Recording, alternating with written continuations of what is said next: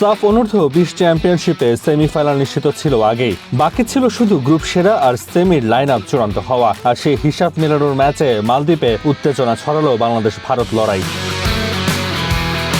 ম্যাচের শুরুটা ছিল বাংলাদেশের দখলে। প্রথম 15 মিনিট বল নিয়ন্ত্রণে রাখলেও অপ্রত্যাশিতভাবে দ্রুতই গোল হজম করে বসে লাল সবুজরা। এরপর সমতায় ফেরার জন্য মরিয়া হয়ে ওঠে মার্ক কক্সের দল, কিন্তু আক্রমণে গিয়েও ভারতের বক্স থেকে বারবার খালি হাতে ফিরতে হয়।